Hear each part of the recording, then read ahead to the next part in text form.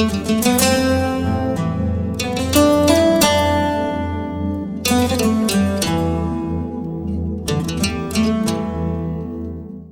ప్రియమైన దేవుని వారలారా, మీ అందరికీ కూడా ప్రభువైన యేసుక్రీస్తు వారి పేరున వందనములండి. చిన్న ప్రార్థన చేసుకుందాము. మమ్మల్ని మిక్కిలిగా ప్రేమించిన మా ప్రియా పరలోకపు తండ్రి, మీ ఘనమైన శ్రేష్టమైన నామమును బట్టి మీ వందనములు స్తోత్రములు నాయన. ఈ పునరుత్థానపు దినమందు మీ సన్నిధిలో కూడి మిమ్మల్ని స్తుతించుటకు గాను, మిమ్మల్ని ఆరాధించడం గాను తండ్రి, మీరు మాకు ఇచ్చినటువంటి ఈ ధన్యతను బట్టి మీ కృతజ్ఞతాస్తుతులు చెల్లించుకుంటున్నాము దేవా తండ్రి. ఈరోజు మాకు ఏ మాటలైతే అవసరమై ఉన్నవో తండ్రి దేవా, ఆ మాటల చేత మా హృదయాలను తృప్తిపరచండి దేవా తండ్రి. ఆ మాటల చేత తండ్రి దేవా తండ్రి మమ్మల్ని మరింత ముందుకు నడిపించండి, మమ్మల్ని ధైర్యపరచండి, కృప చూపమని కోరుకుంటా ఉన్నాం తండ్రి దేవా. అయా ఒక్క మాట వల్ల తండ్రి దేవా, అయా తండ్రి ఎంతోమంది మారారు తండ్రి దేవా. ఆ ఒక్క మాటలోనూ తండ్రి దేవా మీ శక్తి మీ ప్రభావం ఉంది కనుక తండ్రి, అలాంటి శక్తి కలిగినటువంటి మాటలు మీరు మాట్లాడుచుండగా తండ్రి దేవా, అయా మా హృదయాలు తెరవబట్టుకు సహాయం అనుగ్రహించండి. వినగల చెవి, గ్రహించగల హృదయం, లోబడే జీవితాలుగా మా జీవితాలను మలిచి తండ్రి కృప చూపి సహాయం చేస్తారని కోరుకుంటూ, మీ ఆత్మ ప్రేరణ మాకు దయచేయమని, మీరు మాత్రమే మాతో మాట్లాడమని మీ కుమారుడు మా రక్షకుడైన యేసుక్రీస్తు వారి ఉన్నతమైన నామంలో ప్రార్థన అడిగి వేడుకొనిచున్నాము పరమ తండ్రి, ఆమేన్. క్రీస్తునందు ప్రియమైన దేవుని వారలారా, మీ అందరికీ కూడా మరొకసారి ప్రభువైన యేసుక్రీస్తు వారి పేరిట వందనాలండి. పరిశుద్ధ గ్రంథంలోనికి వెళ్ళగలిగితే యోహాను సువార్త 15వ అధ్యాయాన్ని మనం చూడగలిగితే, 15వ అధ్యాయము 12వ వచనాన్ని చూడగలిగితే, నేను మిమ్మల్ని ప్రేమించిన ప్రకారము మీరు ఒకరినొకరు ప్రేమింపవలనన్నదే నా ఆజ్ఞ. తన స్నేహితుల కొరకు తన ప్రాణమును పెట్టువారి కంటే ఎక్కువైన ప్రేమ గలవాడెవడును లేడు. ఇక్కడ మనం చూడగలిగితే యేసుక్రీస్తు వారు మాట్లాడుతున్నటువంటి మాటల్లో ఒక మాట ఏంటి అంటే, నేను మిమ్మల్ని ప్రేమించిన ప్రకారముగా మీరు కూడా ఒకరినొకరు ప్రేమింపవలనది ఆజ్ఞ. చెప్పడం వేరండి, ఆజ్ఞాపించడం వేరు. యేసుక్రీస్తు వారు చెప్పడం కాదు కానీ ఇక్కడ ఆజ్ఞాపిస్తున్నారు. ఏమని అంటే, నేను మిమ్మల్ని ఎలా అయితే ప్రేమించానో మీరు కూడా ఒకరినొకరు ప్రేమించుకోండి. నేను ఎలా అయితే తగ్గించుకున్నానో మీరు కూడా అలా ఒకరికొకరు తగ్గించుకోండి అని తన మాటల్లో ఎన్నోసార్లు కొన్ని మాటలుగాను కొన్ని ఆజ్ఞలుగాను ఆజ్ఞాపించినట్లుగా మనకు కనిపిస్తూ ఉంటుంది ప్రియమైన దేవుని వారలారా. అసలు మనకి క్రీస్తు నుండి మనం నేర్చుకున్నది ఏదైనా ఉన్నది అంటే, కొన్ని బయట వారు క్రీస్తుని గురించి ఏదైనా సాక్ష్యం చెప్తున్నారు అంటే అది ఏమిటి అంటే, క్రీస్తు ప్రేమ విషయంలో చాలా గొప్పవాడు అని చెప్తూ ఉంటారు. యేసుక్రీస్తు ఎందులో గొప్పవాడు అంటే ప్రేమించట్లో. ఎంతగా ప్రేమించాడు అంటే తన ప్రాణాన్ని కూడా ఇచ్చేసేటంతగా ప్రేమించాడు అని సమాజంలో ఉన్నటువంటి ప్రతి ఒక్కరూ కూడా చెబుతూనే ఉంటారు. అసలు యేసుక్రీస్తు వారు ఎక్కడి నుండి నేర్చుకున్నారు దీన్ని అని మనం చూడగలిగితే, దెస్సలోనికలకు రాసినటువంటి మొదటి పత్రిక 4వ అధ్యాయము 19వ వచనంలో ఉన్న మాటను మీరు చూడగలిగితే 9వ వచనం చూద్దామండి. సహోదర ప్రేమను గూర్చి మీకు వ్రాయనక్కరలేదు, మీరు ఒకరినొకడు ప్రేమించుటకు దేవుని చేతనే నేర్పబడితిరి. ఒకరికొకరు ప్రేమించుకోవాలని మీరు ఎలా తెలుసుకున్నారో తెలుసా? యేసుక్రీస్తు వారి వల్ల తెలుసుకున్నారు. యేసుక్రీస్తు వారు ఎక్కడి నుండి నేర్చుకుని వచ్చాడు అంటే తండ్రి దగ్గర నుండి నేర్చుకుని వచ్చాడు. అంటే తండ్రి మనకి ఏమి నేర్పిస్తున్నాడు అంటే, మీరు ఒకరినొకరు ప్రేమించుకోవాలి.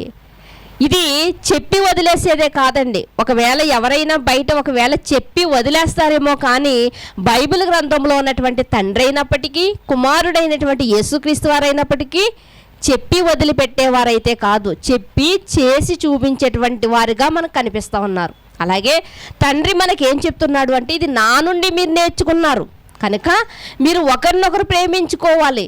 ఇది నేను చెప్పి వదిలేయలేదు, నేను కూడా అలాగే ప్రేమించాను కాబట్టి నా ప్రియమైనటువంటి కుమారుని లోకం కొరకు నేను బలిగా ఇచ్చేసాను. యేసుక్రీస్తు వారు కూడా మిమ్మల్ని ప్రేమించాడు కాబట్టి ఆయన ఏం చేశాడు అంటే ఇదిగో మీ అందరి కోసం తనకు తాను బలి అర్పణగా అయిపోయాడు.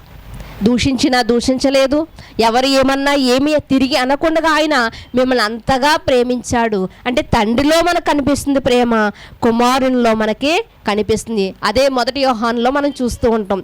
ఆయన ఎంతగా ప్రేమించాడు అంటే తన ప్రియమైనటువంటి కుమారుని మన కోసం ఆయన అర్పించాడు. లోకంలో ఉన్నటువంటి మానవాళ్ళందరి కోసం కూడా ఆయన ఏం చేశాడు అంటే అర్పింపబడ్డాడు అని మనకి తెలుస్తూ ఉంది ప్రియమైన దేవుని వారలారా. అంటే దీనిని బట్టి ప్రేమ ఎంత గొప్పదో, ప్రేమ ఎంత విలువైనదో అన్నది మనం చదువుకుంటూ ఉన్నాం, చూస్తూ కూడా ఉన్నాం. ప్రేమ ఎంత విలువైనది, ఎంత గొప్పది అన్నదాన్ని మనం చూస్తూ ఉన్నాం. ఒకసారి 1 యోహాను పత్రికలో కూడా మీరు రాగలిగితే 1 యోహాను పత్రిక 1 యోహాను పత్రిక 4వ అధ్యాయము 20వ వచనాన్ని చూసి ఒకసారి, ఎవడైనను నేను దేవుని ప్రేమించుచున్నానని చెప్పి తన సహోదరుని ద్వేషించిన ఎడల అతడు అబద్ధికుడు. నేను దేవుని ప్రేమిస్తున్నాను అని చెప్పినటువంటి వ్యక్తే ఒకవేళ సహోదరుని కానీ ద్వేషించాడు అనుకోండి, అతడు ఎవరంటే అతడు అబద్ధికుడు. అంటే దేవుడే తేల్చి చెప్పేస్తున్నాడు, నువ్వు ఎప్పుడు అబద్ధికుడు అవుతావో తెలుసా? ఇదిగో నేను దేవుని ప్రేమిస్తున్నాను అని చెబుతావు, నీ సహోదరును ద్వేషిస్తావు, అప్పుడే నువ్వు అబద్ధికుడు అయిపోయావు. నువ్వేం వస్తువులు దొంగతనం చేస్తే నేరం కాదు, నువ్వు వ్యభిచారం చేసావని నేరం నీ మీద మోపుతులేదు, కానీ నువ్వు దేవుణ్ణి ప్రేమించుతున్నానని చెప్పి సహోదరుని ఎప్పుడైతే ద్వేషించావో అప్పుడే నువ్వెవరంట? అబద్ధికులు పరలోకానికి వెళ్తారండి. ప్రకటన గ్రంథంలో రాయబడింది, అబద్ధికులు పరలోకానికి వెళ్ళరు. అంటే చిన్న అబద్ధం ఎలా అబద్ధం? దేవుణ్ణి ప్రేమిస్తున్నాడు, దేవుని గొప్పగానే చూస్తున్నాడు, కానీ మనుషుల పట్ల అట్టి రీతిగా చూడలేకపోతున్నాడు. ఇది అబద్ధికుడుగా ఎంచబడింది. అబద్ధికుడుగా ఎంచబడినటువంటి ఈ తత్వాన్ని బట్టి, ఈ లక్షణాన్ని బట్టి అతడు ఎక్కడికి వెళ్ళట్లేదు? పరలోకానికి వెళ్ళట్లేదు. మనం అనుకుంటుంటాం చాలా చిన్నదే కదా అనుకుంటాం. ఈ చిన్నదే ఏం చేస్తుందంటే మనల్ని పరలోకానికి వెళ్ళకుండా మనల్ని ఆటంకపరుస్తుంది. చూడండి, ఇదే 5వ అధ్యాయంలో కూడా మీరు చూడగలిగితే 2వ వచనములో 5వ అధ్యాయము, మనము దేవుని ప్రేమించుచు ఆయన ఆజ్ఞలను నెరవేర్చు వారమైతిమా, దేవుని పిల్లలను ప్రేమించుచున్నామని దాని వలనే ఎరుగుతాము. నేను దేవుని ప్రేమిస్తున్నానండి అంటే దేవుని ప్రేమించినట్లు కాదంట. మరి ఎప్పుడు దేవుని ప్రేమించినట్లు? అన్ని వస్తువులు పట్టుకుని దేవుని దగ్గరికి వెళ్తే దేవుని ప్రేమించినట్ట? లేకపోతే మనం శుద్ధి చేసుకుని మనం శుభ్రం పాటించి దేవుని దగ్గరికి వెళ్తే దేవునికి ఇష్టమైనట్ల, దేవుడు ప్రేమించినట్ల? కాదండి. ఒకవేళ ఎవరినైనా మనం అట్టి రీతిగా మభ్యపెట్టొచ్చేమో, కానీ ఈ బైబిల్లో ఉన్నటువంటి బైబిల్ దేవుడు ఏమంటున్నాడు అంటే నువ్వు ఒకవేళ అట్టి రీతిగా ఉన్న నన్ను ప్రేమించినట్లు కాదు. ఎప్పుడు నన్ను ప్రేమించినట్లు అంటే నా ఆజ్ఞలు గైకొన్నప్పుడు. ఆజ్ఞలు గైకొనకుండా నేను దేవుని ప్రేమిస్తున్నాను, ఆజ్ఞలు గైకొనకుండా నేను ప్రతి ఆదివారం సమయం అంతా దేవునికి ఇస్తున్నాను అనుకుంటే ఒకవేళ నీ భ్రమాన్ని దేవుడు చెప్తున్నాడు. ఒక భర్తను భార్య ప్రేమిస్తున్నాను అన్నది ఎందులో చూపించాలి అంటే క్రియల్లో చూపించాలి, అంతే కదా? క్రియల్లో చూపించాలి. అంతేగాని భర్త వచ్చినప్పటి నుంచి కూడా కుర్చీలో కూర్చుని అంటే నేను మిమ్మల్ని ప్రేమిస్తున్నానని చెబుతూనే ఉందనుకో, ప్రేమించినట్ట కాదు. ఎంత ప్రేమిస్తుందో, ఆయనకి ఏదైతే అవసరమో ప్రతీది చేసి పెట్టినప్పుడే ఆ ప్రేమ అనేది కనిపిస్తుంది. దేవుడు కూడా అదే చెప్తున్నాడు అన్నమాట. నా ఆజ్ఞలు ఎప్పుడైతే నువ్వు నెరవేరుస్తావో అప్పుడే నన్ను ప్రేమించినట్లు. నా ఆజ్ఞలు నెరవేర్చకుండా నా ఆజ్ఞలన్నీ ఏమో పక్కన పెట్టేసి నన్ను ప్రేమిస్తున్నాను అంటే ఒకవేళ నువ్వు అనుకుంటున్నావు, నువ్వు భ్రమలో ఉన్నావు, కానీ నన్ను ప్రేమించినట్లయితే కాదు. నన్ను ప్రేమించినట్లయితే కాదు. మరి దేవా నిన్ను ఎలా ప్రేమించాలి అంటే నా ఆజ్ఞలు గైకొనాలి, నా ఆజ్ఞలు గైకొనాలి. అంటే దేవుడు ఏదో తీసుకువెళ్ళి, చూడండి మనం పుస్తకాల్లో కథలు చదువుతూ ఉంటాం కదా, అలా చదివినప్పుడు, లేకపోతే సీరియల్ చూస్తూ ఉంటారు కదా చాలామంది, ఆ సీరియల్ చివరిలోని ఏం జరిగిందో తెలియదు కానీ ఏం జరగబోతుందో అన్న టెన్షన్ ఎక్కువ అవుతుంది. అలా వదిలిపెట్టలేదు దేవుడు. నన్ను ప్రేమించాలి అంటే అని ఏమీ పునిస్టాప్ పెట్టలేదు. నన్ను ప్రేమించాలి అంటే నా ఆజ్ఞలు గైకొనాలి, నన్ను ప్రేమించాలి అంటే నా ఆజ్ఞలు గైకొనాలి. ఒక భర్తగా చేయవలసినంత భార్య చేయకుండా నేను ప్రేమిస్తున్నానండి అంటే ప్రతిఫలం ఎలా అయితే లేదో దేవుని విషయంలో కూడా అంతే, దేవుని విషయంలో కూడా అంతే. చూడండి, ఒకసారి మీరు చూడగలిగితే అలాంటి శక్తి లేనటువంటి భక్తి దేవునికి నచ్చదండి. ఈరోజు మనము ఒకవేళ అలాంటి భ్రమలో ఒకవేళ బ్రతికితే దేవుడు అంటున్నాడు నీ భక్తి అంతా వ్యర్థమే అని చెబుతున్నాడు. చూడండి, రోమీలకు రాసినటువంటి పత్రిక 12వ అధ్యాయము 9వ వచనాన్ని మీరు చూడగలిగితే 12వ అధ్యాయము 9వ వచనం, మీ ప్రేమ నిష్కపటమైనది అయి ఉండవలెను, చెడ్డదాన్ని అసహించుకుని మంచి దానిని హత్తుకుని ఉండిడి. సహోదర ప్రేమ విషయంలో ఒకని అందొకడు అనురాగము గలవారై ఘనత విషయంలో ఒకరినొకడు గొప్పగా ఎంచుకున్నాడు. చాలండి, ఇక్కడ మనం చూడగలిగితే ఏమని రాయబడింది, మీ ప్రేమ ఎలాంటిదై ఉండాలి, నిష్కపటమై ఉండదు. మీ ప్రేమ ఎలాంటిది? ప్రేమలో 2 రకాలు ఉన్నాయండి. ఒకడేమో ప్రేమిస్తున్నానని 4 నెలలు 3 నెలలు కూడా తిప్పుకొని మోసం చేసి వదిలేస్తాడు చూసారా, అదొక రకమైన ప్రేమ. ఏంటి, ఇలాంటి ప్రేమలు ఎన్ని చూడట్లేదు మన సమాజంలోని, ఇలాంటి ప్రేమలు ఎన్ని చూడట్లేదు. అదొక ప్రేమ. మరొక ప్రేమ ఎలాంటిది అంటే కళంకము లేనటువంటి అంటే ఎన్ని బాధలు వచ్చినా, ఎన్ని శోధనలు వచ్చినా, ఎన్ని శ్రమలు వచ్చినా వదిలిపెట్టేదైతే మాత్రం కాదు.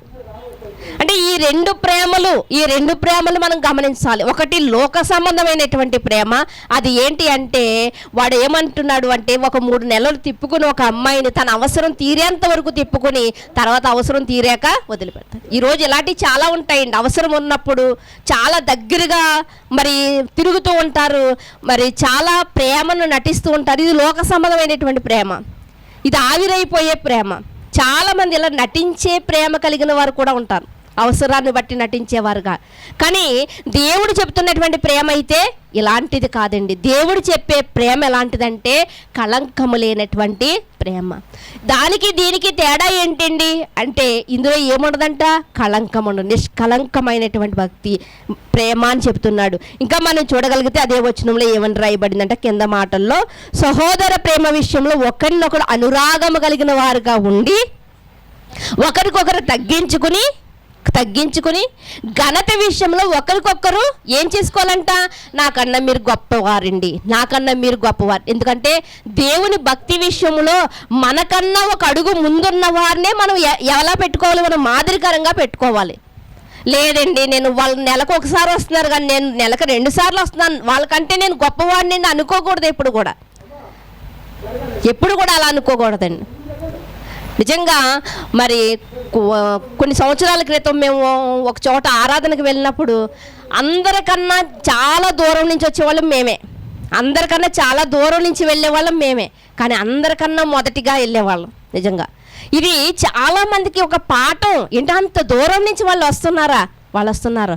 వాళ్ళే అంత దూరం నుంచి వస్తున్నారంటే నేను ఈ పక్కన ప్రాంతాల్లోనే ఉండి నేను ఎందుకు వెళ్ళలేకపోతున్నాను? మన నోటితో చెప్పకుండానే వాళ్ళు పాఠం నేర్చుకుంటున్నారు. దేవుడు అంటున్నాడు, ప్రేమ విషయంలో నిష్కలంకమైనటువంటి ప్రేమ ఎలా ఉంటుందంటే నువ్వు తగ్గించుకుంటావు. అలాగే ఘనత విషయంలో నువ్వు ఈ ప్రేమ పొందుంటే ఘనత విషయంలో నీ ప్రభావం ఎలా ఉంటుంది అంటే, ఇదిగో నాకన్నా మీరు గొప్పవారండి అంటే మనం హెచ్చించుకోము. అదే బాప్తిస్మం ఇచ్చి యోహాను గారు చెబుతూ, ఇదిగో యేసుక్రీస్తు వారికే బాప్తిస్మం నేను ఇస్తున్నాను అంటే ఆయన కన్నా నేను చాలా గొప్పవాడిని అనలేదు, తగ్గించుకుని ఆయన చెప్పులు విప్పుటకైనను చెప్పులు మోయుటకైనా నేను యోగ్యుడను కాదు. ఎంత తగ్గించుకున్నాడు చూడండి. అదే స్థానంలో ఒకవేళ మనలాంటి వాళ్ళు ఉంటే మనం ఏం చేస్తామండి, పురుషులైతే కాలరు ఎగరేస్తారు. యేసుక్రీస్తు అంతటి వారికే బాప్తిస్మం ఇచ్చాను అంటే నేను ఎంత గొప్పవాడిని, అవునండి. కానీ అలాంటి స్వభావం ఆయనలో లేదు. నేను తగ్గవలసి ఉన్నది, ఆయన హెచ్చవలసి ఉన్నది అని చెప్తున్నాడు. నేను తగ్గవలసి ఉన్నది, ఆయన హెచ్చవలసి ఉన్నది. ఒకవేళ బాప్తిస్మం ఇచ్చినంత మాత్రం నేనేం గొప్పవాడిని కాదు, నేను తగ్గవలసి ఉన్నది. నేను ఎలాంటి వాడిని అంటే ఒక శబ్దాన్ని మాత్రమే. దేనికి శబ్దాన్ని? ఆయన వస్తున్నాడు అన్నటువంటి ఆయన మార్గాన్ని సరళం చేయట్లో నేను ఒక శబ్దాన్ని మాత్రమే. అసలు ఎవరి కోసం ఈ శబ్దం చేస్తున్నాను? ఆ వ్యక్తి ఎవరంటే ఆయనే, దేవుని గొర్రె పిల్ల అన్నాడు. నిజంగా ప్రతి మాట కూడా మనం ఆలోచిస్తే అండి మనకి ఎన్నో విధాలుగా పాఠం నేర్పిస్తుందండి. అంటే ప్రేమలో 2 రకాలు ఉన్నాయి. ఒకటి ఎలాంటిది అంటే ఒకటి కల్మషమైనటువంటి ప్రేమ. ఇలాంటి ప్రేమలో పడే చాలామంది అమ్మాయిలు తమ జీవితాల్ని కోల్పోతున్నారు. రెండవ ప్రేమ ఎలాంటిదంటే కల్మషము లేనటువంటిది. ఒకటి కల్మషం కలిగినది, రెండోది కల్మషము లేనటువంటి ప్రేమ. అలాంటి ప్రేమనే యేసుక్రీస్తు వారు మనకు చూపించారు. అలాంటి ప్రేమనే యేసుక్రీస్తు వారు మనకి చూపించారు అంటే అదే యేసుక్రీస్తు వారిని మనం బాప్తిసం ద్వారా మనం పొందుకున్నాం. అదే యేసుక్రీస్తు వారిని మనం ధరించి ఉన్నాం. ఇప్పుడు మన ఫోటో ఏది కనిపిస్తుంది అంటే క్రీస్తు కనిపించినప్పుడు ప్రేమ కూడా ఏది కనిపించాలి? అదే కనిపించాలి, అదే కనిపించాలి, అదే కనిపించాలి. నీకు ఏది ఇష్టమో అది నువ్వు ఇవ్వగలుగుతున్నావా అంటే బైబిల్ గ్రంథం మనం ప్రశ్నిస్తూ ఉంటుంది. నిన్ను వలె నీ పొరుగు అని ప్రేమించ. నిన్ను వలె అంటే నిన్ను నీవు ఎలా ప్రేమించుకుంటున్నావు? ఏమండి, ఏ వ్యక్తి అయినా లేకపోతే ఏ స్త్రీ అయినా కానీ తనకు తాను కాల్చుకోగలదా? నిజంగానే సూదితో గుచ్చుకోగలదా?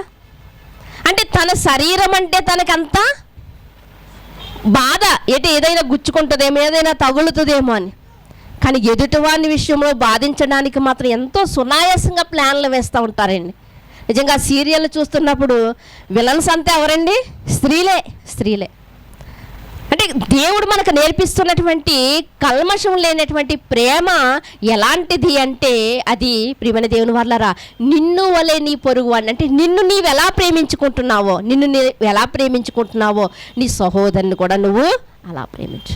ఇదే కళంకము లేనటువంటి ప్రేమ ప్రియమైన దేవుని వాళ్ళారా. ఇది కళంకం లేనటువంటి ప్రేమ కనుక ప్రియమైన దేవుని వాళ్ళారా ప్రపంచమంతటికి ఈ ప్రేమ ఏమైందండి?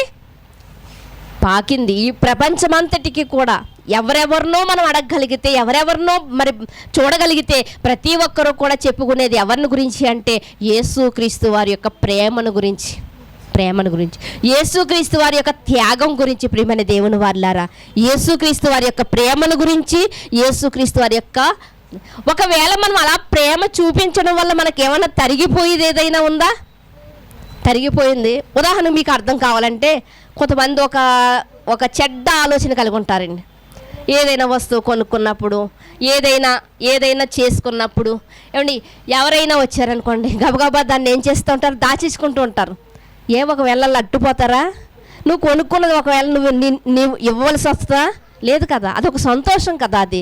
కానీ ఈ చెడ్డ ఆలోచన కలిగి చాలామంది ఉంటారు. కానీ దేవుడు మనకు నేర్పించేది ఏంటి అంటే నువ్వు కల్మషమైనటువంటి ప్రేమ, నీ కల్మషం లేనటువంటి ప్రేమగా నీది మారాలి అని దేవుడు చెబుతా ఉన్నాడు ప్రియమైన దేవుడు. దీనివల్ల మనకు తరిగిపోయేది ఏమీ లేదు. ఒకవేళ వస్తువు ఒక వ్యక్తికి మనకు చూపించడం వల్ల మనకు తరిగిపోయేది ఏమీ లేదు, మన నుండి పట్టుకుపోయేది ఏమీ లేదు. కానీ దానివల్ల మనకు ఒక లాభం ఉంది. ఆ ప్రేమను చూపించడం వల్ల మనకు ఒక లాభం ఉంది. నిజంగా అప్పుడే క్రీస్తు తత్వం మనలో కనిపిస్తుందండి. అప్పుడే క్రీస్తు తత్వం మనలో కనిపిస్తుంది. చూడండి, కొన్ని మార్లు మనం ఏదైనా ఒక వస్తువు కొనుక్కున్నప్పుడు ఇతరులకు చూపించామనుకోండి, అప్పుడు వాళ్ళు అనుకుంటుంటారు, అయ్యో ఇదే వస్తువుని నేను చాలా రేటెట్టు కొన్నానండి, అయ్యో ముందు మిమ్మల్ని అడగవలసిందండి అంటుంటారు. ఇదే వస్తువు నేను పలానా చోట డూప్లికేట్ కొనేసుకున్నానండి. ఇలా ఎందుకు చెప్తున్నారు అంటే మనం చూపించినటువంటి వస్తువుని బట్టి, మనం చెప్పినటువంటి రేటుని బట్టి. ఈరోజు క్రీస్తు ప్రేమను మనం చూపించడం వల్ల మనకు తరిగిపోయేదైతే ఏమీ లేదు, మనకు ఒరిగిపోయేదైతే ఏమీ లేదు, అవునండి. కానీ దానివల్ల మనకి లాభం ఉంది. ఎందుకంటే క్రీస్తు తత్వం మనలో కనిపిస్తూ ఉంటుంది ప్రియమైన దేవుని వారులారా. అలాంటి కళంకము లేనటువంటి ప్రేమ బైబిల్ గ్రంథంలో ఎవరిలో అయినా మనకు కనిపిస్తుందా? ఏమండి, అలాంటి ప్రేమ ఎవరు చూపించగలరండి? ఎవ్వరూ చూపించలేరండి. చాలామంది అంటారండి యేసుక్రీస్తు వారంటే దేవుని కుమారుడు కనుక చూపించాడండి, ప్రాణం ఇచ్చాడు, మనం ఎలా ఇవ్వగలమండి, మనం మానవులం కదా అంటారు. యేసుక్రీస్తు వారు దేవుడి కుమారుడిగా రాలేదు, మానవుడిగానే వచ్చాడు ఆయన, అంతే కదండి. ఆయనకి శరీరంలో బాధ ఉంది, ఆయనకి శరీరంలో ఆకలి ఉంది, ఆయనకి శరీరంలో ఏముందంటే దాహం ఉందంట. ఆయనకి బాధ ఉంది, ఆయనకి కన్నీరు వచ్చింది. అంటే ఆయన దేవుని కుమారుడుగా కాదు, ఎలా వచ్చాడండి? మనిషి కుమారుడుగానే వచ్చాడు. మరి మనిషి కుమారుడుగా వచ్చి ఆయన సాధించింది మనుషులుగా ఉన్నటువంటి మనం ఎందుకు సాధించలేము? ఆలోచించండి ప్రియమైన దేవుని వర్లారా, ఆలోచించండి. దేవుడు ఇలాంటి నిష్కలంకమైనటువంటి మరి ఇలాంటి పరిపూర్ణమైనటువంటి ప్రేమ కలిగి, ఇలాంటి మరి ఒరిజినల్ ప్రేమ కలిగి ఎవరైనా బైబిల్ గ్రంథంలో ఉన్నారా అంటే మనకు ఒక వ్యక్తి కనిపిస్తూ ఉంటాడు. చూడండి ఒకసారి సమూయేలు గ్రంథము 2వ గ్రంథము, సమూయేలు 2వ గ్రంథము మొదటి అధ్యాయము 26వ వచనాన్ని మీరు చూడగలిగితే ఈ వ్యక్తి ఎవరో మనకు కనిపిస్తారు.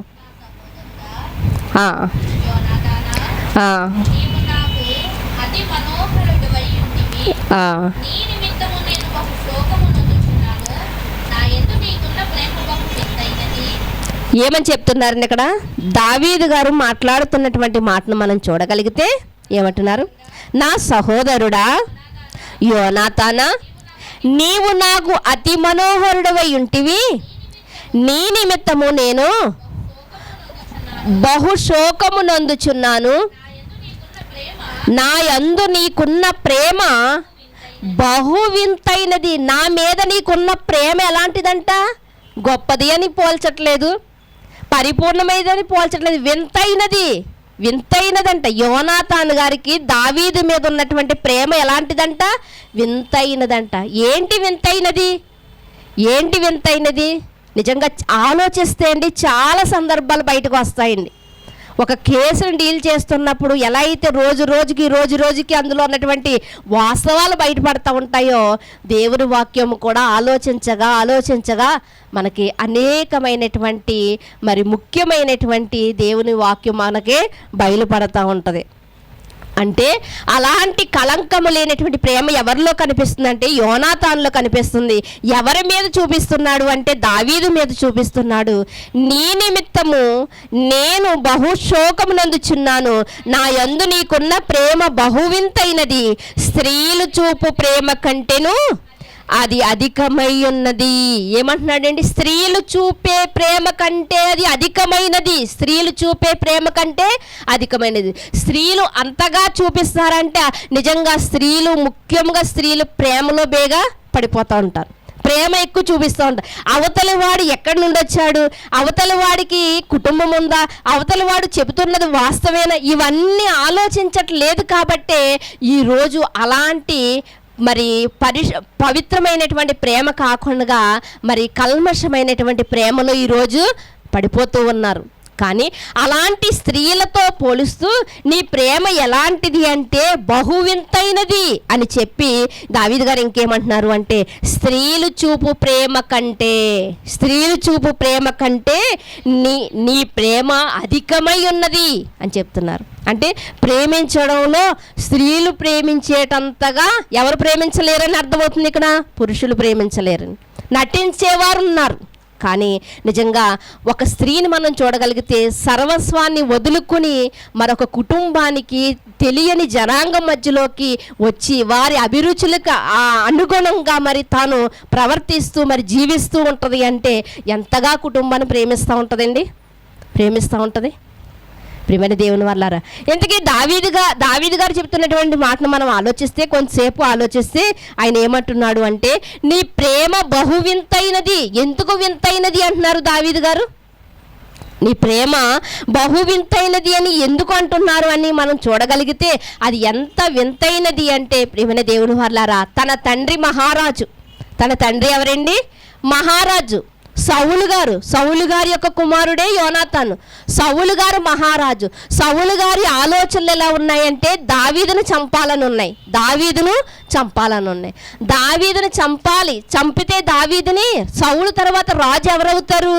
సౌలు కుమారుడు మహారాజు కొడుకే మహారాజు అవుతాడు. కనుక ఎవరవుతారు? ఇప్పుడు యోనాతానే రాజకుమారుడు, రాజు అవుతాడు. కనుక ఇప్పుడు సౌలు గారు అనుకుంటున్నారు దావీదుని చంపేయాలి, పోటీ అనేది ఉండదు, నా కుమారుడు రాజు అవుతాడు అని అనుకుంటున్నప్పుడు యోనాతాన్ని మనం చూడగలిగితే యోనాతాను దావీదు గారికి ఎక్కడికక్కడ సహాయం చేస్తూనే ఉన్నాడు. ఎందుకు అంటే ప్రేమిస్తున్నాడు. అతని ప్రేమలో ఏమి లేదు అంటే కల్మషం అనేది లేదు. చూడండి, ఈ ఒక్కసారి ఈ అధ్యాయంలోనికి మనం రాగలిగితే మనకు బాగా అర్థమవుతుంది. కొరింథీయులకు రాసినటువంటి మొదటి పత్రిక 13వ అధ్యాయాన్ని మనం ధ్యానించగలిగితే, కొరింథీయులకు రాసినటువంటి మొదటి పత్రిక 13వ అధ్యాయం మొదటి 3 వచనాలు చదువుకుందామండి. మనుషుల భాషలతోనూ దేవదూతల భాషలతోనూ నేను మాట్లాడినను ప్రేమ లేనివాడనైతే మ్రోగడి కంచును గణగణలాడు తాళమునే ఉందును. ప్రవచించు కృపావరము కలిగి మర్మములను జ్ఞానమంతి ఎరిగిన వాడనైనను కొండలను పెకిలింపగల పరిపూర్ణ విశ్వాసము కలిగిన వాడనైనను ప్రేమ లేని వాడనైతే నేను దొడను. అంటే కొండలను పెకిలించగలిగినటువంటి విశ్వాసం ఉందంట ఇతనిలో. బీదలకు సహాయం చేసే ప్రేమ ఉందంట ఇతనిలో. ఏముందంట? బీదలను కనికరించే ప్రేమ ఉందంట. మరి దేవుని యొక్క విషయంలోనంట దేవుడు ఏం చేస్తున్నాడా అవన్నీ చేయగలిగినటువంటి సామర్థ్యం కలిగిన వాడంట ఈయన. అయితే అన్నీ ఉన్నప్పటికీ కూడా ఇతనిలో ఏమి లేదంట? ప్రేమ లేదంట. ప్రేమ లేకపోతే నువ్వెన్ని చేసినా ఏంటంట? వ్యర్థము వ్యర్థము వ్యర్థము అని చెప్తున్నాడు. ప్రేమ లేకుండా నువ్వెన్ని చేసినా వ్యర్థం. ఒక్కొక్కసారి మనం కూడా కుటుంబాల్లో ఆ చేసే పని ఏదో లేదా చెప్పే మాట ఏదో ప్రేమతో చెప్పొచ్చు కదా అంటాం. అంటే ప్రేమతో చెప్పేది వేరుగా ఉంటుంది, ప్రేమ లేకుండా చెప్పేది వేరుగా ఉంటుంది. ఇప్పుడు ఇక్కడ మనం చూడగలిగితే ఈ 3 వచనాలని మనం చూడగలిగితే కొరింథీ పత్రిక 13వ అధ్యాయం 3 వచనాల్లోని ఇవన్నీ కూడా చేస్తున్నాడు. ఈ వ్యక్తి చేస్తున్నాడు అన్నీని. బీదలకు సహాయం చేస్తున్నాడంట, విశ్వాసం కలిగిన వాడుగా ఉన్నాడంట, దేవుని మందిరానికి వెళ్తున్నాడంట, వస్తున్నాడంట, ఆజ్ఞలు పాటిస్తున్నాడంట. అన్నీ బాగానే ఉన్నాయంట. కాకపోతే ఇతనిలో ఏమి లేదంట? ప్రేమ లేదంట. ఇప్పుడు కింద వచ్చినాన్ని మీరు చూడగలరు. ఒకవేళ ప్రేమ ఉంటే ఉందని ఎలా తెలుస్తుంది మనకి? పరిపూర్ణమైనటువంటి ప్రేమ, క్రీస్తు ప్రేమ మనలో ఉంటే అది ఎలా తెలుస్తుంది అన్నది కింద మాటల్లో మనం చూడగలిగితే, ప్రేమ దీర్ఘకాలం సహించడం. ఒకవేళ క్రీస్తు ప్రేమ నీలో ఉంటే నీలోకి ఏమొచ్చేస్తుంది? సహనం వస్తుంది. 1 రోజు 2 రోజులు 3 రోజులు సహనం కాదు, దీర్ఘకాలము నీకు ఎలా ఉంటుందంటే నువ్వు సహిస్తూనే ఉంటావు. చూడ తర్వాత మాటను చూడగలిగితే, దయ చూపించును, ప్రేమ మచ్చరపడదు, ప్రేమ డంబముగా ప్రవర్తింపదు, అది ఉప్పొంగదు, అమర్యాదలుగా నడవదు, స్వప్రయోజనమును విచారించుకొనదు, త్వరగా కోపపడదు, అపకారమును మనస్సులో ఉంచుకొనదు. అర్థమవుతున్నాయండి నేను చదువుతున్నవి? శ్రేష్టమైన ప్రేమ, క్రీస్తు ప్రేమలో ఉన్నటువంటి లక్షణాలు ఎలా ఉంటాయి అంటే, ఒకవేళ అదే ప్రేమ మనలో ఉంటే మనలో కూడా ఈ లక్షణాలన్నీ ఉండాలి. ఏంటి అంటే అవి ఇక్కడ మనం చదువుకున్నటువంటి మాటల్లో ఒక మాట ఏంటి అంటే, మరి చూడగలిగితే 4వ వచనంలో ప్రేమ దీర్ఘకాలము సహించును అంటే సహనము కలిగి ఉంటారు. ఇస్కరియోతే అప్పగించేవాడని యేసుక్రీస్తు వారికి తెలిసినప్పటికీ, ఆయన భోజన బల్ల మీద కూర్చుని ఉన్నప్పటికీ యేసుక్రీస్తు వారు అతన్ని ఎప్పుడూ కూడా దూషించలేదు. ఇంకా మనసు మార్చుకుంటాడేమో అని చెప్పి ఒక 2-3 సార్లు హెచ్చరించారు. ఏమని హెచ్చరించారంటే, నన్ను అప్పగించేవాడు నాతోనే ఉన్నాడు అన్నారు. అప్పుడైనా మనసు మార్చుకోవాలి కదండి.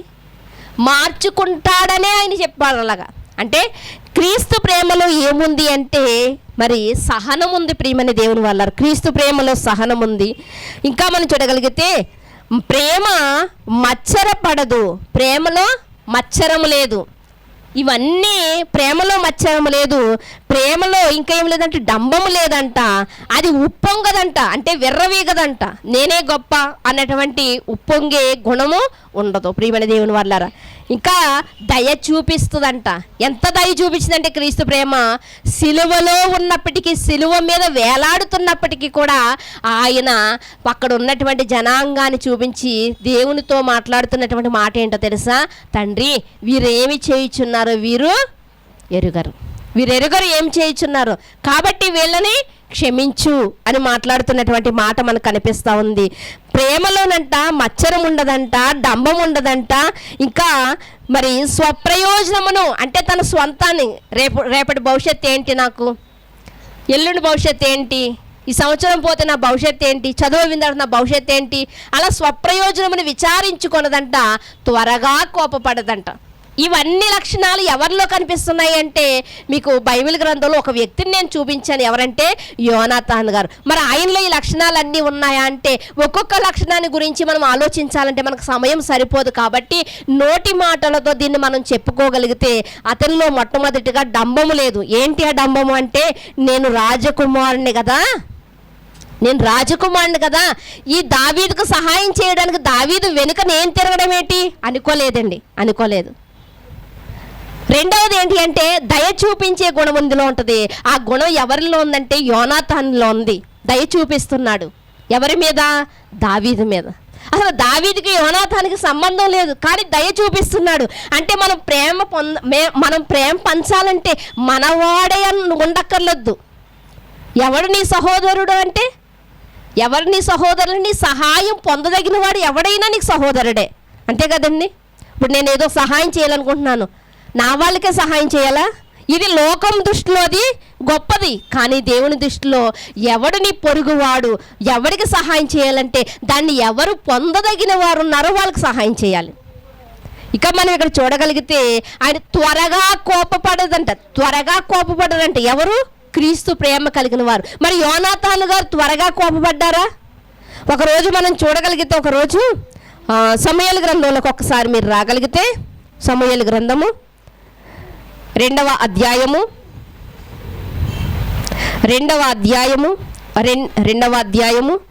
30వ వచనాన్ని చూడండి ఒకసారి.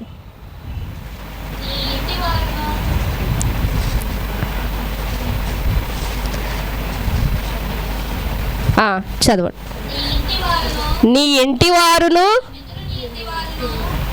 క్షమించండి, 20వ అధ్యాయము 30వ వచనం. 20వ అధ్యాయము 30వ వచనాన్ని మీరు చూడగలిగితే, సౌలు యోనాతాను మీద బహుగా కోపపడి ఆగడగొట్టి దాని కొడుక, నీకు నీ తల్లి మానములకును సిగ్గు కలుగునట్లు నీవు యెష్షై కుమారుణ్ణి స్వీకరించిన సంగతి నాకు తెలిసినది కాదా? అంటే యోనాతాను గారు దావీదుకు సహాయం చేస్తున్నాడని తెలిసి తన తండ్రి అంటున్నాడు, కేవలం కొడుకునే కాదండి, చాలామంది పురుషులకి ఎక్కడ వస్తూ ఉంటుందంటే, భార్యని తిట్టాలనుకోండి, భార్యని తిట్టరు, భార్య వెనకాలను తిట్టుకుంటూ వస్తూ ఉంటారు. ఇది చాలామంది పురుషుల్లో కనిపిస్తూ ఉంటుంది. ఇక్కడ సౌలు గారిలో కూడా మనం చూస్తున్నటువంటి సందర్భం ఏమిటంటే, యోనాతాను గారిని తిట్టాలి, కానీ యోనాతాను గారిని తిట్టట్లేదు, యోనాతాను గారు తల్లి గారిని తిడతా ఉన్నాడు. ఏమనంటే ఆగడగొట్టి దాని కొడుక అని చెప్పి, నీకు సిగ్గు లేదా? నీ తల్లి మానవునికి సిగ్గు లేదా? ఆ యెష్షై కుమారుడిని నువ్వు ఎందుకు స్వీకరిస్తున్నావు? యెష్షై కుమారుడికి ఎందుకు సహాయం చేస్తున్నావు? నీకు సిగ్గు లేదా అంటే అతడు చెప్పే దాంట్లో కూడా ఒక నీతి ఉంది. ఏంటి అంటే, అసలు ఆ దావీదే చనిపోతే రాజ్యం నీదే కదా నాయన, నా తర్వాత నువ్వే కదా రాజు అవుతావు అన్న ఆలోచనతో తండ్రి అంటున్నాడు. కానీ యోనాతాను గారు మనం ఆలోచిస్తే స్వప్రయోజనమును విచారించుకోవట్లేదు. నేను మహారాజును అవ్వాలన్నటువంటి సొంత ఆలోచన, స్వప్రయోజనాన్ని అతడు విచారించుకోవట్లేదు. ఆ ఆలోచన లేవండి అతనికి, ఆలోచన లేవు. తండ్రి అయితే అంటున్నాడు, అతని తరువాత అతన్ని లేకపోతే నువ్వే కదా రాజు అంటున్నాడు. అంటే తండ్రి ఏమనుకుంటున్నాడంటే, నా కుమారుడు రాజరికాంలోకి రావాలనుకుంటున్నాడు, ఇతనైతే నేను రాజునవ్వాలన్నటువంటి కోరిక అతనికి లేదు. ప్రియమైన దేవుని వారలారా, చూడండి ఇంకా కింద వచనంలో మీరు చూడగలిగితే, అంతటా యోనాతాను యెష్షై కుమారుడు భూమి మీద బ్రతుకునంత కాలము నీకైనను నీ రాజ్యమునకైనను నీ రాజ్యమునకైనను కలగదు కదా. కాబట్టి నీవు వర్తమానమును పంపి అతని నా యొద్దకు రప్పించుము, నిజముగా అతడు మరణము అర్హుడు. నీ రాజ్యము నీకు స్థిరముగా ఉండాలి అంటే ఏం జరగాలి? ఆ దావీదుని చంపాలి, అప్పుడే స్థిరం కలుగుతుంది, రాజ్యం నీకు స్థిరంగా ఉంటుంది అని తండ్రి ఏమంటున్నాడంటే అత్యాగ్రహం కలిగి తిడుతున్నాడండి. అత్యాగ్రహం కలిగి, నీకు సిగ్గు లేదా అసలు? నువ్వు ఆలోచించావా అసలు? నువ్వు కూర్చోవలసినటువంటి సింహాసనం మీద ఎవరో యెషై కుమారుని కూర్చోబెడతావా అని తండ్రి అంటున్నాడు.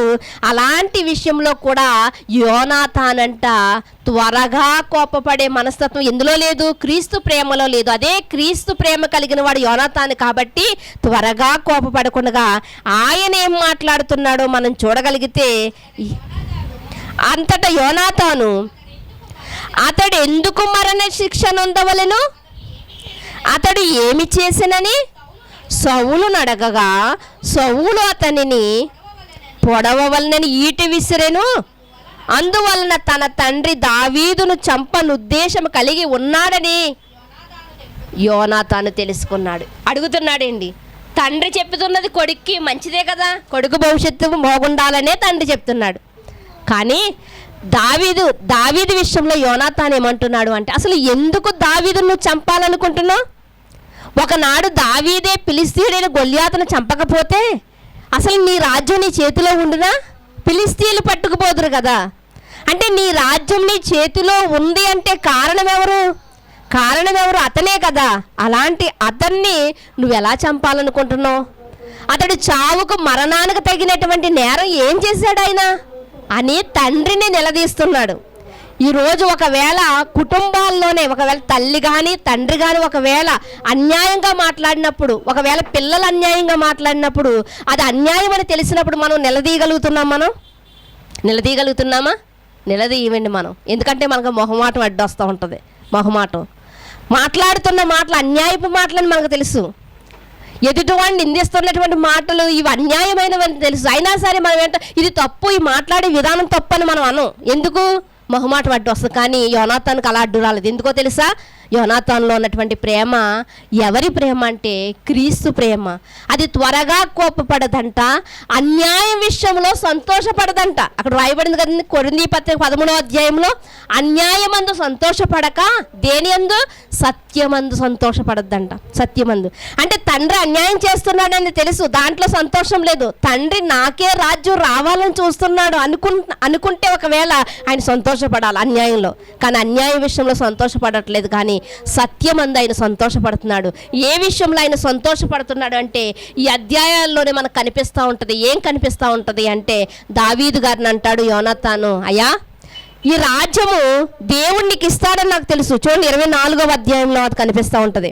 24వ అధ్యాయము 20వ వచనం, 24వ అధ్యాయము 20వ వచనాన్ని చూడగలిగితే, నిశ్చయముగా నీవు రాజు వగుదువని ఇశ్రాయేలు రాజ్యము నీకు స్థిరపరచబడిననియు నాకు తెలుసు.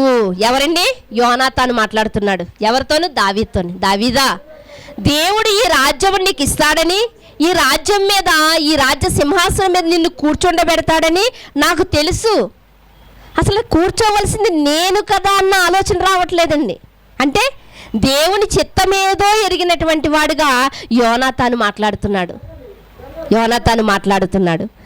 దేవుడు ఈ రాజ్యాన్ని స్థిరపరచునని నాకు తెలుసు కాబట్టి నా తరువాత నా సంతతి వారిని నీవు నిర్మూలన చేయక వారిని బ్రతికించమని చెప్పి మరి అక్కడ మరి వాగ్దానం తీసుకున్నట్లుగా మనకు కనిపిస్తూ ఉంటుంది. ఇంకా లోతుల్లోకి మనం ఆలోచిస్తే ఇంకా చక్కటి మాటలు మనకి అర్థమవుతూ ఉంటాయి.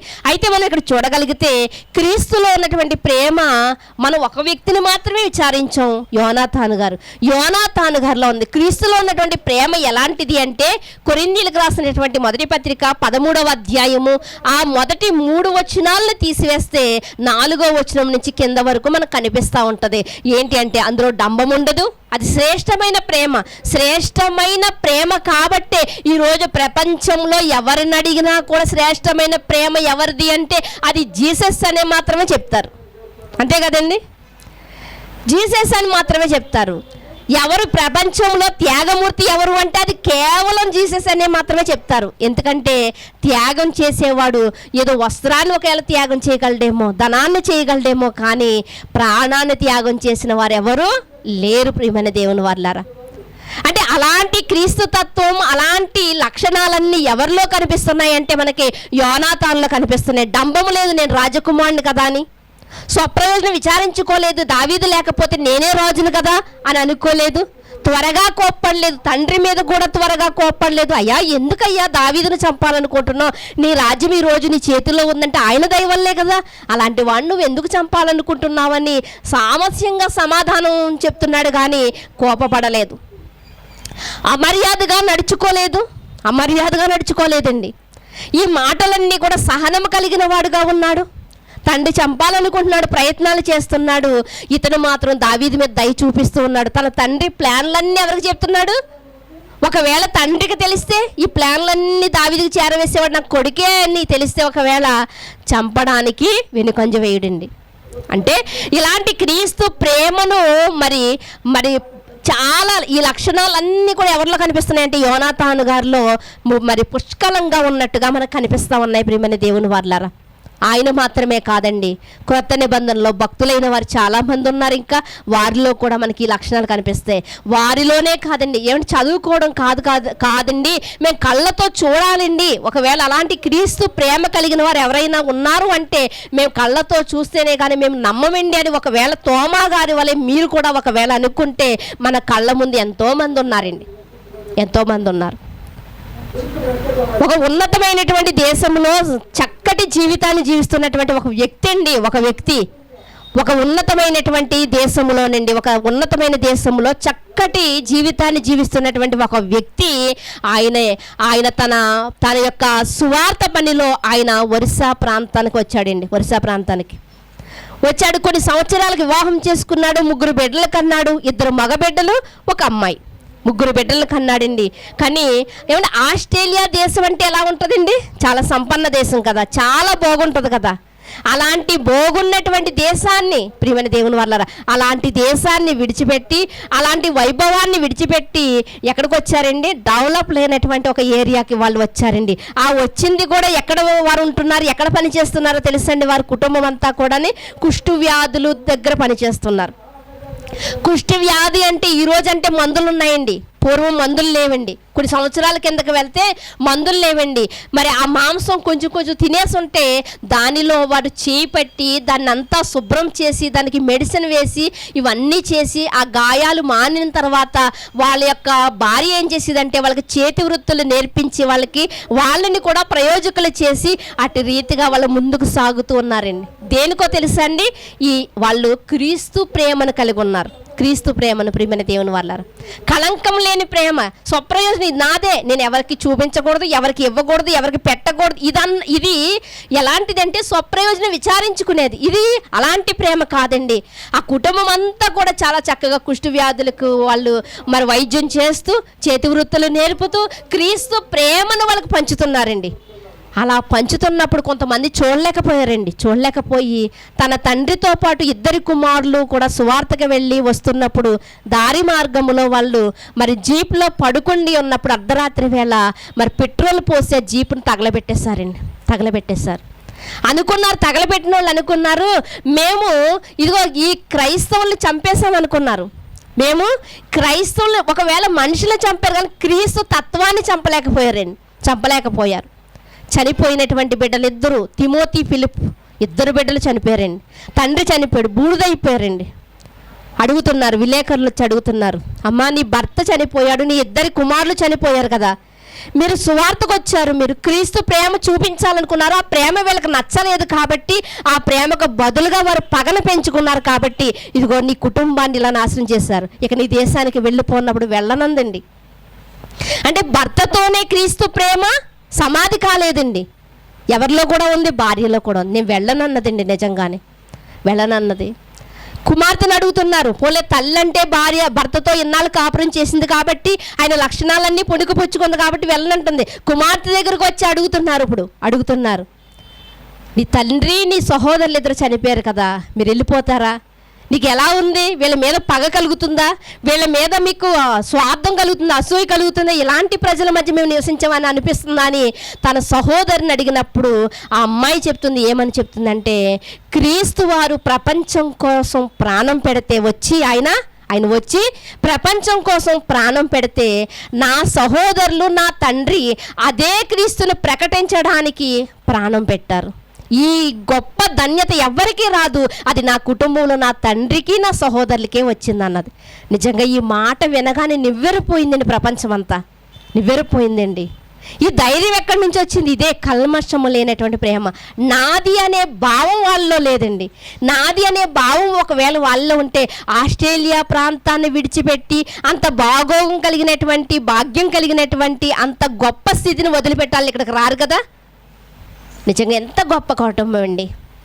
ఏమంటే అది ఎవరో కూడా ఇంకా మర్చిపోకుండానే, కొన్ని సంవత్సరాలు అయ్యింది, ఇంకా మర్చిపోకుండానే ఈరోజు అదే క్రీస్తు తత్వం కలిగినటువంటి ఆయన అమెరికాలో, ఆయనకు ఆస్తిపాస్తులు, ఇల్లు అన్నీ ఉన్నాయండి. తనకి 2 కుమార్తెలు ఉన్నారండి. 2 కుమార్తెలతో సహా ఆయన మరలా ఇంకొక 14 మంది పిల్లల్ని, అనాథ పిల్లల్ని చేరతీసి ఆయన చదివిస్తున్నాడండి.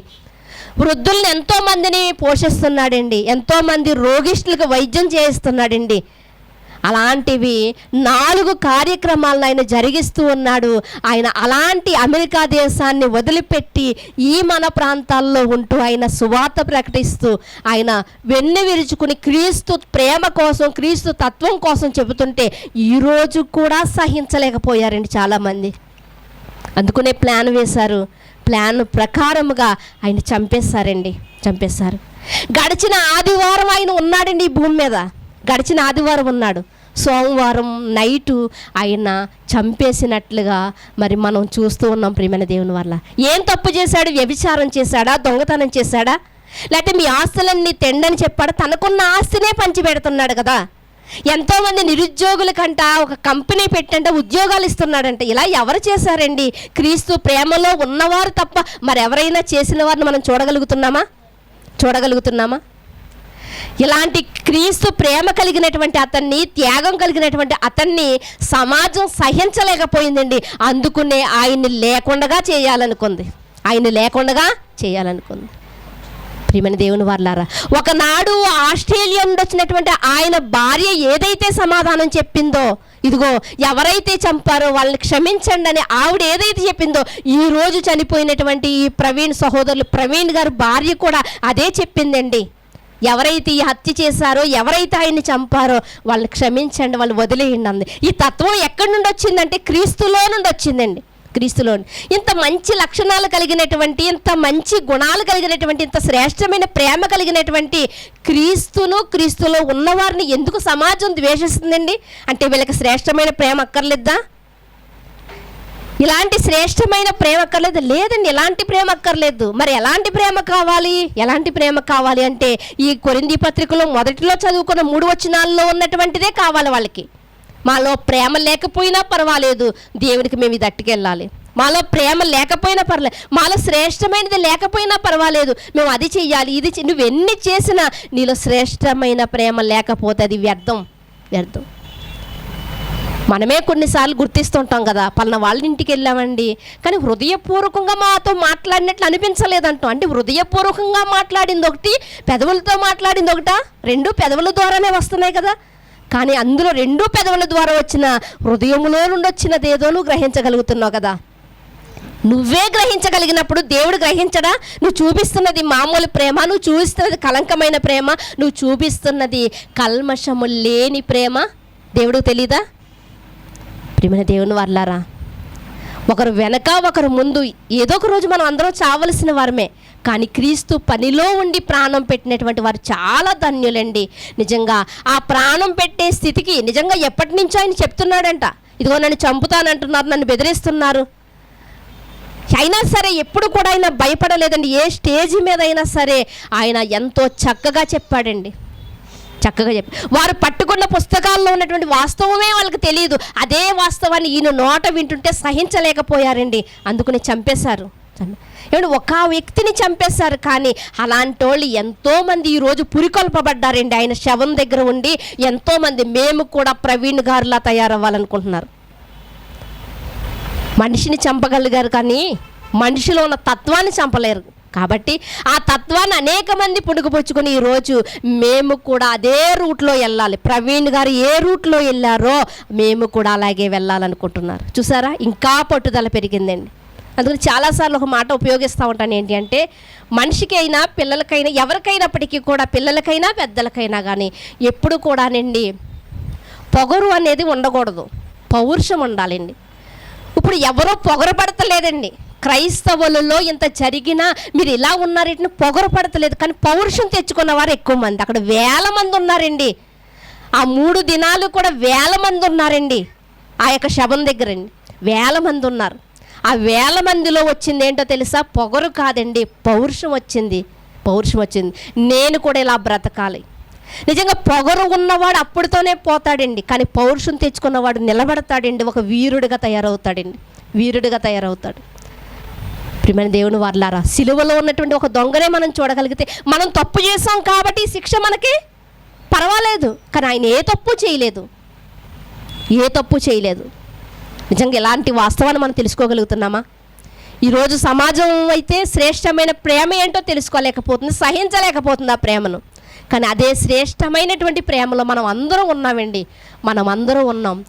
మనం శ్రేష్టమైన ప్రేమలో ఉన్నామండి, క్రీస్తు ప్రేమలో ఉన్నామని మరి ఎలా రుజువుపరచుకోగలుగుతామంటే, ఇదిగో యోనాతానులో ఉన్నటువంటి లక్షణాలన్నీ మనలో కూడా ఉండాలి. ప్రియమైన దేవుని వారలారా, యోనాతానులో ఉన్నటువంటి లక్షణాలు మనలో ఉండాలి. అలాంటి లక్షణాలు మనలో ఉన్నప్పుడు నేను క్రీస్తుని ప్రేమిస్తున్నాను, నేను దేవుని ప్రేమిస్తున్నాను మనం చాటింపు వేసుకునే అవసరం లేదు. మన క్రియలను బట్టి, మన లక్షణాలను బట్టి ఎదుటివానికి మనమే ఎలా కనిపిస్తామంటే క్రీస్తు వలె మనము కనిపిస్తాం. ఏదో వెళ్ళాను వచ్చాను దులిపేసుకున్నాను అంటే ఉపయోగం లేదు. ప్రియమైన దేవుని వాళ్ళారా, ఈ లక్షణాలన్నీ పుణికి పుచ్చుకోవాలి. అలా పుణికి పుచ్చుకున్న వారిలో ఒకనాడు ఒక వ్యక్తి కనిపించాడు. ఇదిగో ఈరోజు ఒక వ్యక్తి కనిపించాడు. నేడు రేపు ఎవరు కనిపించాలంటే మనం కనిపించడానికి మనం ప్రయత్నించాలి కదా. ఎవరికో కాదండి వాక్యం అండి. వాక్యం ఎలాంటిదంటే 2 అంచులు గల ఖడ్గం అంట. ఇది వింటున్నప్పుడు నీ హృదయానికి గుచ్చబడాలి. నీ హృదయానికి గుచ్చబడినప్పుడు నీకు నొప్పి కలగాలి. ఎలా నొప్పి కలగాలంటే, అవును కదా, నాలో ప్రయోజనాన్ని విచారించుకుంటున్నాను కదా, నాలో దయ లేదు కదా, నాలో త్వరగా కోపం వచ్చే లక్షణం ఉంది కదా అని నీకు గుచ్చుకొని నొప్పి కలగాలి. నీకున్న లక్షణాలను బట్టి ఆ నొప్పి కలిగినప్పుడే నువ్వేం చేస్తావు అంటే దానికి తగిన మందుని వేస్తావు. నొప్పి కలిగినప్పుడే కదండి మందు వేస్తాము. ఏ మందు అంటే వాక్యమే మందండి. చిన్ననాడు ఒక పెద్ద తల్లిగారు, ఒక సువార్తికురాలు ఒక పాట పాడుతూ ఉండేదండి. ఏంటంటే, పాపరోగానికి మందు మీరు పరిగెత్తి కొనుక్కుంటే దొరకదిక ముందు. ఏంటంటే ఇది పాపరోగానికి మందండి. ఈ మందు దొరికినప్పుడు మనం వేసుకోవాలండి. ఈ మందు ఇదే సరైన మందు అంటే ఇదే సరైన మందు. నీ హృదయానికి నొప్పి కలిగింది అంటే, వాక్యం నీకు గుచ్చుకుంది అంటే, మరలా నువ్వు ఆ గాయాన్ని ఎలా మానుపుకోవాలంటే మరలా వాక్యముతోనే నువ్వు కట్టుకోవాలి, వాక్యముతోనే నీ గాయాన్ని మానుపుకోవాలి. యోనాతాను ప్రేమ వింతైనదంట. ఎలా వింతైనది అంటే ఆలోచిస్తే చాలా సందర్భాలు బయటపడతాయండి. నిజంగా ఈ క్వాలిటీలన్నీ కొరింథీ పత్రికలో రాయబడినటువంటి క్వాలిటీలన్నీ అందులో ఉన్నాయి. అదే కొరింథీ పత్రిక 13వ అధ్యాయం 13వ వచనంలోకి మీరు రాగలిగితే ఏమని రాయబడి ఉంటుందంటే, కాగా ప్రేమ, నిరీక్షణ, విశ్వాసము, ఈ 3 నిలిస్తే వీటిలో శ్రేష్టమైనది ఏంటో తెలుసా? ప్రేమే. విశ్వాసం గొప్పదే, కానీ ప్రేమ లేని విశ్వాసం వ్యర్థం. ప్రేమ, విశ్వాసము, నిరీక్షణ గొప్పదే. క్రీస్తు రాకడ ఎప్పుడు వస్తుందో నిరీక్షిస్తున్నావు చూసావా, ఆ నిరీక్షణ గొప్పదే. కానీ ఈ రెండింటికన్నా శ్రేష్టమైనది ఏంటంటే ప్రేమ. అలాంటి శ్రేష్టమైన ప్రేమతో దేవుడు ప్రేమించాడు కాబట్టే కుమారుడు పంపించాడు. అలాంటి శ్రేష్టమైన ప్రేమతో కుమారుడు వచ్చాడు కాబట్టే ప్రాణం పెట్టాడు. అలాంటి శ్రేష్టమైన ప్రేమను మనము పుణికిపుచ్చుకోగలుగుతున్నామా? అలాంటి శ్రేష్టమైన ప్రేమలో మనం అందరము కూడా ఉండాలని, మనలో ఆ లక్షణాలన్నీ కనిపించేటట్లుగా మనం అందరూ ప్రయత్నించాలని కోరుకుంటూ నా మాటలు ముగిస్తున్నాను. ప్రార్థన చేసుకుందాం. మమ్మల్ని మిక్కిలిగా ప్రేమించిన మా ప్రియ పరలోకపు తండ్రి, మీ ఘనమైన శ్రేష్టమైన నామమును బట్టి మీకు వందనాలు నాయన. శ్రేష్టమైన ప్రేమ తండ్రి అయ్యా, వాస్తవం మాట్లాడితే ఊరికి దూరం చేసినట్లుగా, నిజం మాట్లాడితే ఎవరికి నచ్చని విధానముగా శ్రేష్టమైనటువంటి ప్రేమను కలిగి ఉన్నప్పటికీ కూడా ఈరోజు సమాజానికి నచ్చని వారిగా ఈరోజు తండ్రి దేవ సమాధిలోనికి వెళ్ళిపోయినటువంటి వారిని మేము చూస్తూ ఉన్నాము తండ్రి దేవ. అయ్యా, వారి కుటుంబాన్ని జ్ఞాపకం చేసుకోండి.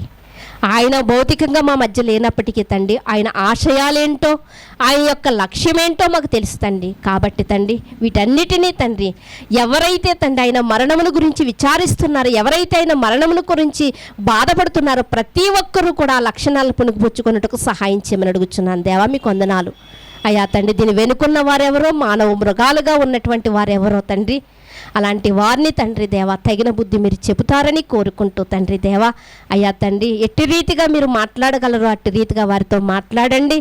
మీ చిత్తమైతే తండ్రి, వారు తండ్రి దేవా అయ్యా ఒకనాడు నిందితులైన వారు తండ్రి దేవా క్షమాపణ కోరినట్లుగా తండ్రి, వారు కూడా తండ్రి దేవా తండ్రి పశ్చాత్తాపము కలిగి తండ్రి మారు మనసు పొందడానికి సహాయం చేయమని కోరుకుంటూ, మీ కుమారుడు మా రక్షకుడైన యేసుక్రీస్తు వారి ఉన్నతమైన నామముని ప్రార్థన అడిగి వేడుకొనుచున్నాము పరమ తండ్రి. ఆమేన్.